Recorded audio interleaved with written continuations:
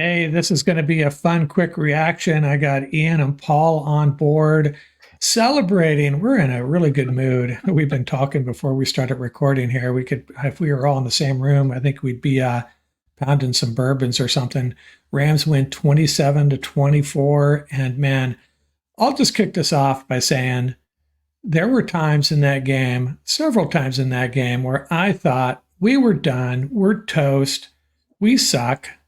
And then, I just gave up on them too early, didn't I? How'd you feel about Ian? You must have felt pretty much the same watching this game, right? I mean, look at gentlemen.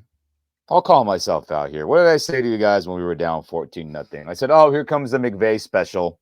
He's going to abandon the run, and it's going to be all Matthew Stafford hero ball every snap of the offense. And it's like throw us back into the game." And you know what? About damn time, Coach McVay. 2 tight end sets, running the ball, different runs. It wasn't the same inside zone and duo inside run. We saw some stretch runs. We saw more whams. We saw some ISOs with the receivers. Shout out to Whittington for having some good blocks. Thank God. And then play action passes. Guys, what did we say last round table when we all assembled? What did we say needed to happen? Be consistent with the run, even if it's not getting big chunks, and then play action pass off of it. That is how you're going to give these backup receivers, right, and this beat up offensive line a chance to compete and have this team having a chance to win the ball game. And that's exactly what happened. Great job, Coach McVay, for not resorting back to the typical drop back every pass play when we're down 14 or more points.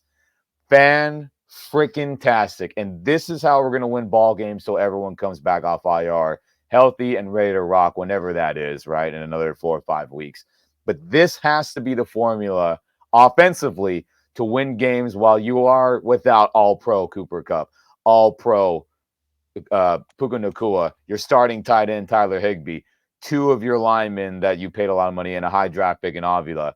That's how it has to be. And freaking tastic for McVay for them to not resort to the mean of him dropping back, run the ball, play action pass with an elite quarterback, and then you get stuff like this.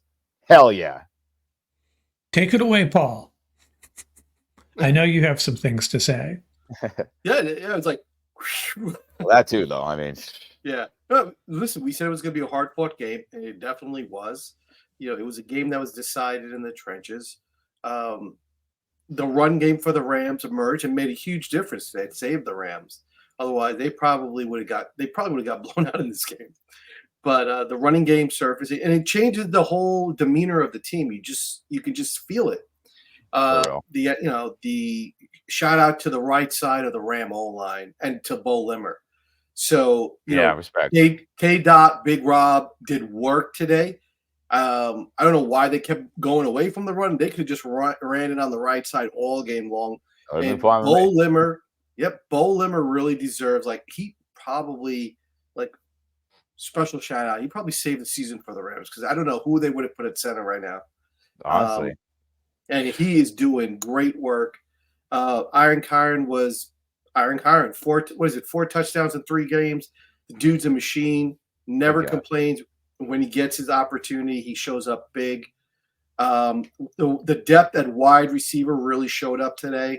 Thank God. Contributions across the board.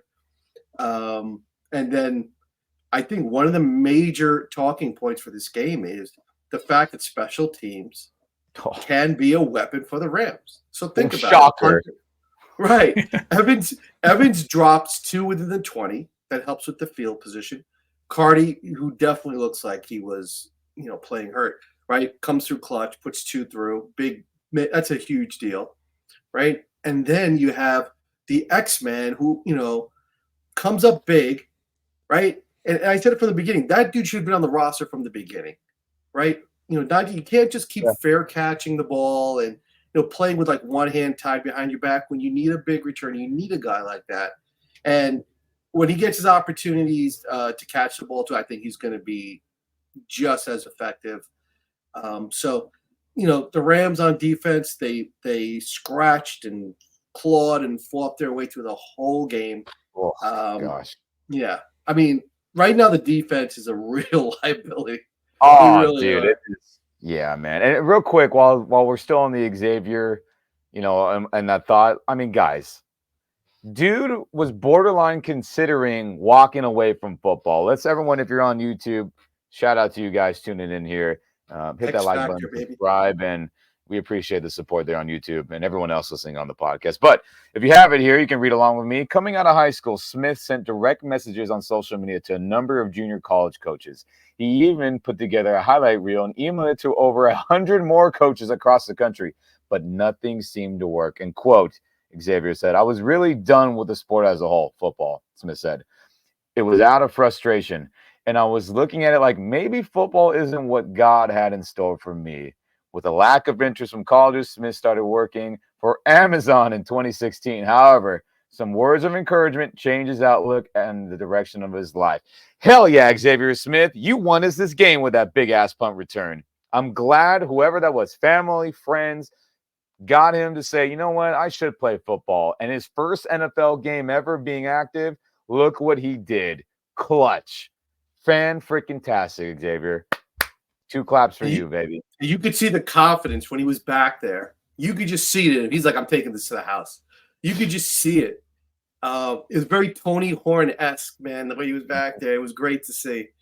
Fantastic. So, I mean, yes. And also, shout out to the Ram tight ends, man. Throwing the body around today, that 12 look made him. That was a huge factor today. And we saw that balance, right? That bouncing around between the 12 and the 11 really, threw the defense off a little bit. It wasn't as easy to predict what the Rams were going to do. So I think that's something hopefully they'll stick with moving forward. Me too. The tight ends did work in the trenches today. Shout out to Hunter Long. I guess the Ramsey trade isn't so bad today, right? 8-4 and 8-6 came up big. Did. Mm-hmm. Yeah, I was talking about it in the pregame primer I did. I was concerned that they would maybe go away from the 12 personnel because they just had the 2 tight ends plus the Kalanick who they pulled up from the practice squad. But I was glad to see that. And yeah, and it was cool to see Hunter Long. I don't think he had any. I don't even know if he had any targets, but contributing anyways. And he's a guy that has been waiting and waiting for his opportunity. And he may be our number 2 tight end when Davis Allen does come back. We'll have to see. Hey, the way he blocked it, and again, we'll watch the film, right, Paul? You and I will watch the film. We'll have some more notes on that in our roundtable coming up later this week. But it was good enough against an elite defense with a lot of high caliber edge defenders, right? Nick Bosa, All-Pro, Leonard Floyd, old friend of ours, a Pro Bowl level edge player. They did good enough. And that's all we needed for this win today. And guys, we just, again, run the damn ball and get things happen, right? I mean, hey, that's what we talk about here on this pod. We're run enthusiasts here. And shout out to Coach McVay and Kyron Williams for just being ballers today. Shout out to Kyron. Hey, and talk about, you were saying waiting your shot. Shout out to a player, Logan Bruss. Got a chance to play today. You know, I mean, he had a couple of rough plays, but other than that, he did his job. That's all we dreadful. It wasn't dreadful like 2022 we saw in preseason against backups. I mean, what a turnaround for him. Props to him, man, for sure. Yeah, hey, there's another guy I want to talk about, and I don't think my eyes were deceiving me, but is Byron Young a stud NFL player at this point? He just seems to be making splash plays over and over and over again. And do you guys feel the same way? Yeah, sure. I mean, Monster Zero is just. I mean, he put on weight because the Rams wanted him to play on the strong side against a tight end, play the run a little bit more. Mm-hmm. So but you see that he still has the quickness. He still has that ability to get after the passer. He chases down plays from the backside. Great hand usage. I mean, he played a whale of a ball game today. He came up clutch. Yeah, and let's talk about our secondary real quickly because I mean it's not fun to watch this defense. 3 or 4 pass rushers chasing around a quarterback for 8 seconds, and then seemingly our secondary obviously had some bad moments. But I for think they sure. were really unlucky too, though, weren't they? They got some questionable calls, I thought. Quentin Lake could have easily had an interception there. Trey White had a couple of passes that he came so close to breaking up. So I don't know. How do you feel about our secondary and how they played today? Well, look at our Rams defense has played a ton of quarters coverage through the first two games. And everyone, real quick, quarters coverage is where you split the field up in half, and then you split those other two halves into more halves. So you have 4 quarters of the entire field. So you can sometimes run cover 4, which is there's 4 defenders responsible deep for every quarter of the field. And then you have cover 6, which is a combo of cover 2 and cover 4, where one side is cover 2, one guy's guarding one entire half, and then there's 2 other defenders guarding the other half. And they have those couple quarters. So we run a ton of that, a lot of cover 6. And it seems like we are getting incredibly gashed and schemed up where teams are running plays to exploit that. It seems that way based off 2 games of film that we've watched, and then obviously watching this from the TV side. And again, we will watch the film and I'll have more info on that, about that quarters coverage and maybe how we're getting rocked in that. But at the end of the day, can we sack the quarterback? My God, we got to give our secondary some grace, because no one can cover receivers for 7, 8, 9 seconds at a time. That's impossible. I don't care if prime Jalen Ramsey's here. I don't care if prime Aeneas Williams, when his time with us, was here. I don't care who's back there. That's a tough task. So it's 2 things. Can we cover and have better schemes, which I think needs to be addressed for sure. But then also, can we relax a little bit when the quarterback has 9 seconds to throw the ball and just kind of give our secondary some grace? Like, hey, when you're running zone and you have to cover for 9 seconds, someone's going to eventually get open. So I think it's a combo of the 2. If pass rush can get there, our secondary won't get exploited as heavy. And then obviously, I think Shula has to do a better job with schematics going forward with how we want to defend people when we do go into zone, because it ain't working right now. But we got to get to the quarterback, and it will help out that secondary. Mark, to your question there. I think that really highlights the major issue with this defense. The defense is completely disjointed, right? Yeah. The three levels are just not in sync, and you can just see that. Feels that way. So I'll give you a great example. There were 2 plays where the corner is jumping on these out routes because it almost seems like there's an assumption they're going to get pressure on the quarterback. So obviously, right, if you know you're going to get pressure on the quarterback, you can be aggressive like that. But you also have to know the situation in the game. Yeah. Right. And we saw a couple of these big plays are just, the secondary players are taking chances when this is not the time of the game when you're supposed to do that. So I don't know if that's by design or whatever it may be. The other thing is, if you're playing like a match zone and you get 9 or 10 seconds to throw the ball, you got a big problem, right? Because now you have players that are going to get singled out. And especially if you're playing match zone, you don't hold your leverage, you're going to get exposed. So it's sort of like hard to figure out like what is actually the bust in those scenarios, because the pass rush is not getting to the quarterback. So one good thing that I saw today, Tyler Davis played a whale of a ball game. Early on, he was getting smothered, but there were a couple of times where he just collapsed the interior of that line. So I think moving forward, Tyler Davis is going to have to find his way into the lineup. I agree. Bobby Brown is getting washed on a play-by-play basis. And then the effort is just not there.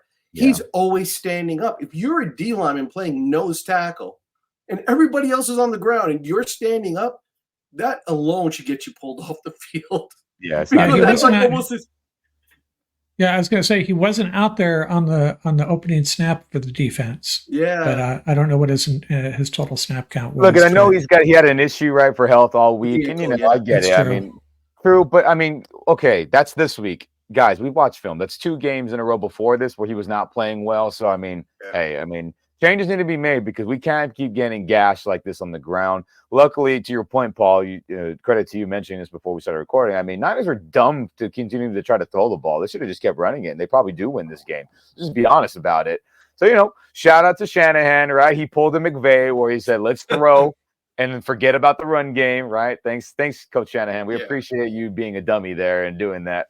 You know, so hey, I agree with that, but they did enough, right, gentlemen? And that's all you can ask for. Did you do enough to win the game and get a W? Because at the end of the day, obviously, there's a ton of corrections. I mean, there's a lot to fix on that defense. Shula and the coaching staff got to get together and be like, how can we just not have these disastrous drives where we just get rocked in every phase?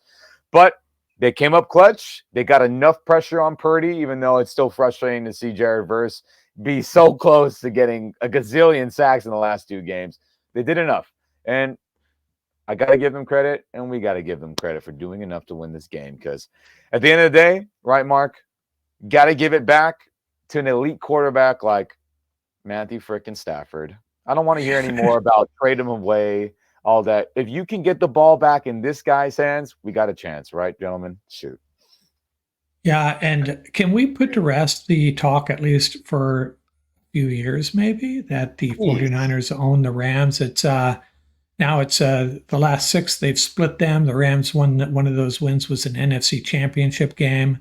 And the reason this game, obviously it's a big win, but I was thinking going into this, maybe being a negative Nancy, if the Rams go to 0-3, it's not good. Yeah, there you go. We still have they can have their 5 rings from. I saw a lot of that after this W today, by the way. And, you know, a lot of, oh, you know, we have more fans at Levi South. Oh, I hope everyone enjoyed overpaying for a fat L today. Everyone that spent good money. 49er fans out here in SoCal. Yeah, well, you know what? Us Ram fans, we're the chosen ones, right? We're a small group, but we are the chosen ones. The 49ers don't have a Super Bowl since '94, a Super Bowl victory. So beautiful. And, you know, shout out to our media team out there for purposely showing them escalating it again, leaving the stadium. I mean, fantastic. Shout out to our SoFi camera crew out there working on the stadium magic. And, you know, they pay attention. They pay attention and know to film this stuff, and that's fun to see. Hopefully the Rams had some 49er bobbleheads on sale today. Yeah, and, you know, let's not forget about all the national media who also thought we were going to get smoked today. Shout out to MJD, our MJD, always holding it down. And again, I'm not going to act like I chose the Rams to win. You know, and I said it, until McVay morphs into a run and play action team, I can't pick them. I have to see it, and they did it, and now I will pick them going forward. I was the only one that picked the Rams, but I always pick the Rams. So a broken clock's right once a day, right? Respect. But so this is the way I looked at this game going in, being a negative Nancy. You know, I was like, if we go to 0-3, I didn't think the season would be over, because this would not have been your typical 0-3 team. This is a team loaded with talent. They're just super banged up. Yeah. But to get to 1-2, man, that is gigantic. This team, this season, we're not going to say we're in good shape, but at least we're alive. We can smell it a little bit, right? Another really important talking point today is the fact. So I think this is really something that needs to get highlighted. There were no mistakes. There were no turnovers today. Thank God. So they didn't shoot themselves in the foot. The slow starts for the Rams, that's what's really putting them behind the 8 ball, right? Yeah. Another slow start, they go down by 14, and you can't keep doing that in the NFL. This is the NFL. You know, you're playing quality opponents on a weekly basis, regardless of what the opponent's record is. So this is a huge win. They play the Bears. Now they have a chance to even it up. Hopefully they play a rock solid game, and hopefully they get to 2-2, right? Now you have a fresh start on the season. You can breathe again. You can hopefully get healthy soon. You got the bye coming up. November 5th is a trade deadline. Hopefully you get a trade in there to sort of bolster one of your weaker units, D-line. But the Rams are, you know, that's what happens. You know, the old adage, winning fixes everything. Sure. On a week-to-week basis, you have to think that way, right? So winning fixes everything, at least for the next couple of days.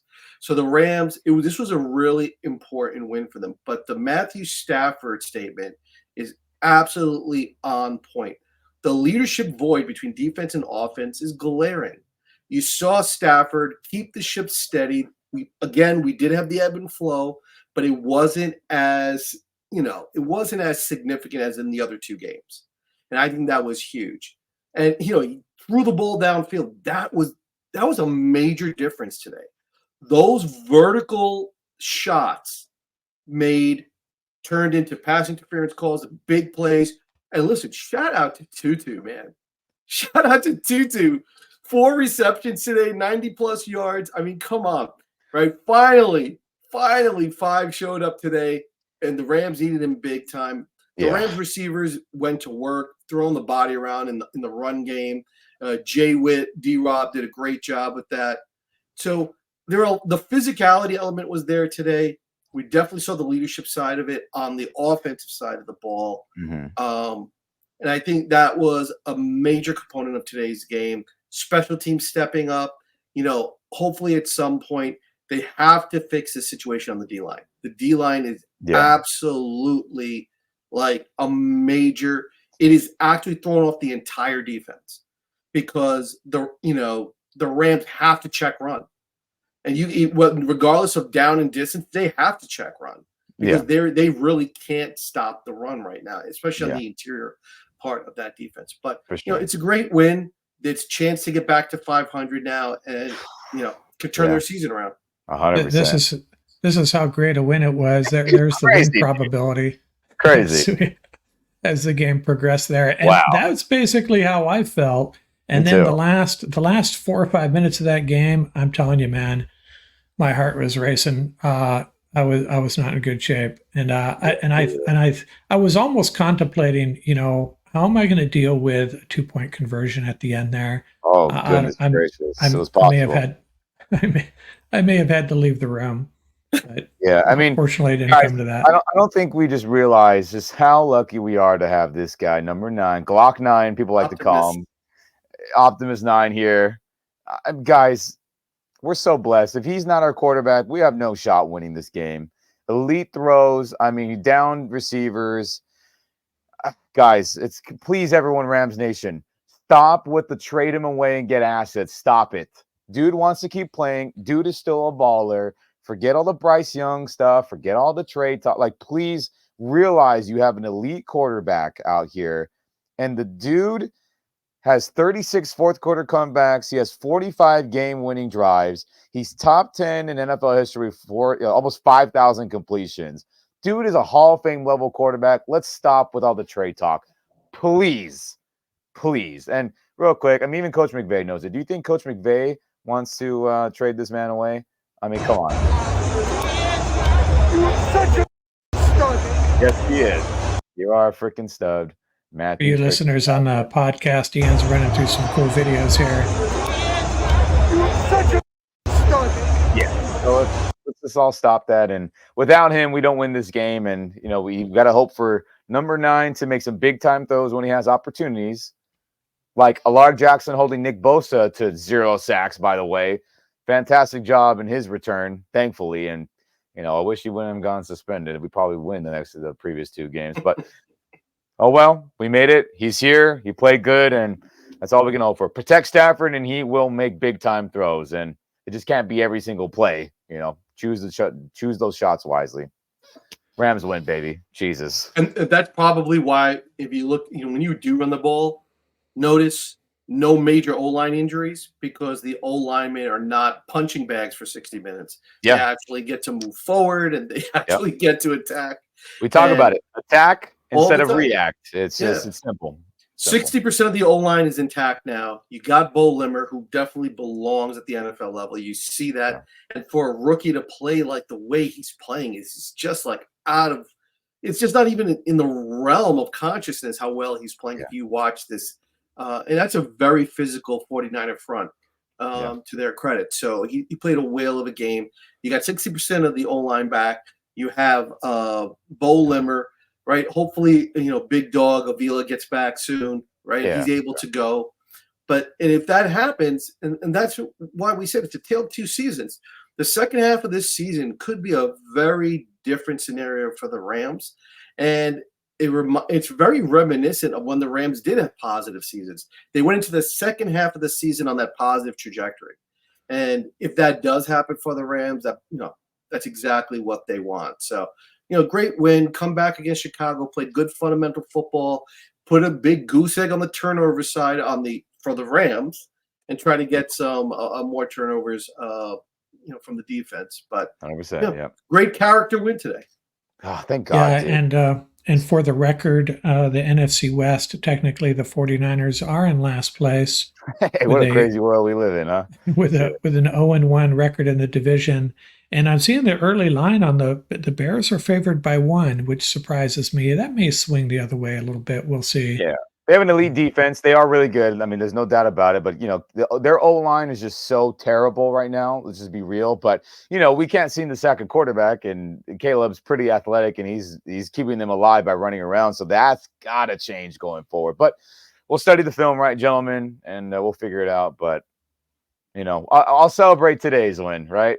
To the Yeah. attendance champions, I say, kudos to you, and don't forget though. Rams win, baby. Come on. Yeah, one of the most stressful, enjoyable wins that I can remember, to be quite Oh yeah. honest with you. Oof. This is going to be a very interesting film analysis on both sides of the ball For because sure. I'm very curious to see now that they threw the 12 out there. Oh yeah. And Ram Nation, for those of you that watched again, go back and watch that play where Tutu motioned halfway across the line, then turned around, and you saw 3 49 players move, and that gap opened up where Kyron ran the ball right through the B gap. Mhm. So that's a great example of that motion and how and why McVay. I mean, that's his selling point. But I'm really curious to see how the 12 impacts how teams are reacting to them because remember before this game, Ram Nation, they had 0 snaps with the 12. It was 100% 11. Yeah. So it's going to be interesting to see how much of an impact it actually had. Yeah, Mark Sanchez was excited about it. Yeah. Guys, we see the Cardinals last week. We saw the Lions the week before. 49ers said they just have so many different personnel groupings. And when you don't have your Pro Bowl level receivers who are tight end, fullback, wide receivers all bunched into one, you can't rock with the 11 only. And we talked about it, and Coach McVay adjusted, thankfully. And damn, dude, I'm just happy that it happened. So anything else to share, Ian? You got all your good stuff out there already? Yeah, I'm just, at Rams Nation, I'm just happy to beat the 49ers here at SoFi. I like seeing all the SoCal 49er fans go home sad. Just makes my soul happy. Yeah, and I think I sense that I'm not on social media that much engaging with fans from other teams, but I just get the sense that they come into these games so confident, Of course. just thinking it's in the bag, and not the case. Yeah. And it's important too. Like so I have this background up for how many seasons, right? And as a fan, that's the only thing you want to talk about, regardless of what happens in the season. And the reason I bring it up, there are so many teams. I mean, you look at the Packers had to play without Jordan Love, right? We see Malik Willis coming up big, and you have a lot of other teams that have been playing without a lot of key players. And you have to stay in the game. You got to stay in the season. And I think this is good. This is really, really important for the Rams because honestly, this is all that we care about, right? Is this right behind us. So to be back in the mix of things, right? To you have to be competitive. You have to be in it to win it, regardless of what the outcome is. You have 100%. To be in it to win it. And I think this is just changes the complexion of the season, the dialogue, and everything else. The Rams can, put this one under the W column, get back to work. But at the renewed confidence, if you keep the game close, the talent level, will start to take over. And the Rams have enough heavy hitters still left on their roster, right, that they can be competitive. And that's the bottom line. So, and kudos how to the team many today. and how this is a super young team, and how many of them don't have memories of this 49er ownership of the Rams? A lot of them have a winning record against the Rams. All the rookies do, all the second-year players. So that's another part of the culture. A really young team, and this is a big step for them in a lot of ways, I think. 100%, man. Thank God, dude. Get back to work now. Yeah. Enjoy it. Now I got to get back to work, right? Yep, I agree. It's a really good week for Jordan Whittington, huh? His college team's #1 now, and they win again, and he makes an impact in an NFL game. Kind of cool. He looked in his element today. The way they utilized him today, You saw the blocking acumen, no question about it. Physical blocker, willing blocker. But when they threw that screen out to him, he knows what to do. He looks like a running back when he's out there in the open space. And he was protecting the ball too. He had ball security was. And shout out to Ram Nation with that 88. Reminded me of Preston Denard. Had to go way back. I'm like, who were 88? Preston Denard and wide receiver is the only guy I could come up with. Oh, wow. Okay, guys, we done here? Had enough for tonight? Yeah. Let's 24-hour rule, right? We'll enjoy it. We'll watch the film and we move on, and we'll do the same here at Rams Up.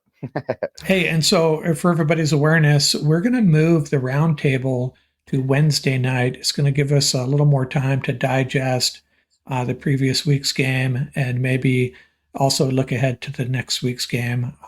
Tuesday night was we were needing to cram for Tuesday night, so we're going to start rolling that on Wednesday night for everyone's awareness. We'll be back this week for that. And that's all I got, man. Hey, thanks for joining for Paul, you especially late on a Sunday night, the first fall evening out there, right? And I saw the phone blowing up. I could feel the excitement coming through the phone. I had to join you guys. Yeah. I'm glad you did. Yeah. It's and thank you, Ram Nation, for joining the wishbone formation today with us. That's right. Okay, guys, thanks a lot. Out here from Rams Up. We'll talk again in a couple of nights. Rams Up, baby. Ramley forever. Never quit. Rams win, baby.